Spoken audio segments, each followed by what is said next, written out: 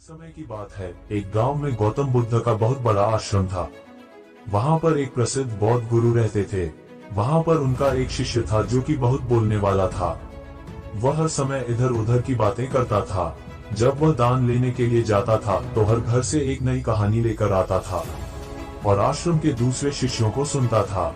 वो हर समय एक शिष्य की दूसरे शिष्य से बुराई और चुगली करता रहता था और दूसरों के सामने अच्छा बनने का प्रयास करता रहता था।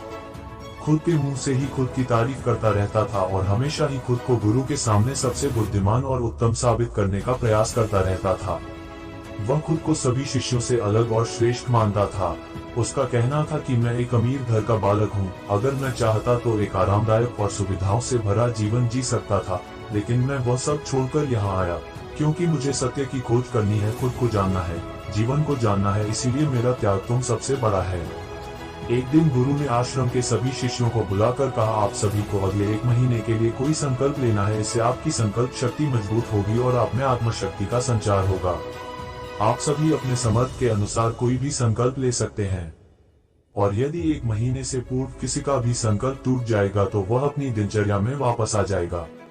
सभी शिष्यों ने अपनी शक्ति के अनुसार छोटे बड़े संकल्प लिए और गुरु को अपने अपने संकल्प के बारे में बोलकर वहां से चले गए। लेकिन वह शिष्य जो खुद को सबसे अलग और बड़ा दिखाना चाहता था, वह सीधे गुरु की कुटिया में पहुंच गया और बोला, मैं कोई छोटा मोटा संकल्प नहीं लेना चाहता, बल्कि खुद की ही जैसे एक बड़ा और महान संकल्प लेना चाहता हूँ। कृपया आप ही बताएं मुझे क्या संकल्प लेना चाहिए।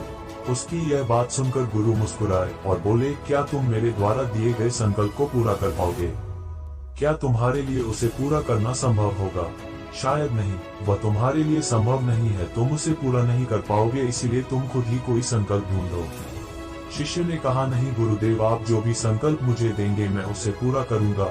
गुरु ने कहा, ठीक है, तो तुम अगले 1 महीने तक चुप रहो, मुंह से एक शब्द भी नहीं निकलो, यही तुम्हारा संकल्प है।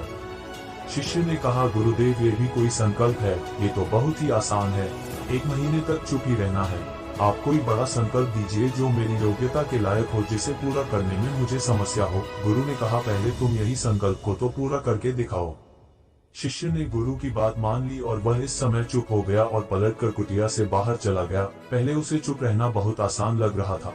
उसने एक दिन तो जैसे तैसे चुप रहकर काट लिया, लेकिन दूसरे दिन से उसके मन में ना बोलने का बोझ बढ़ने लगा।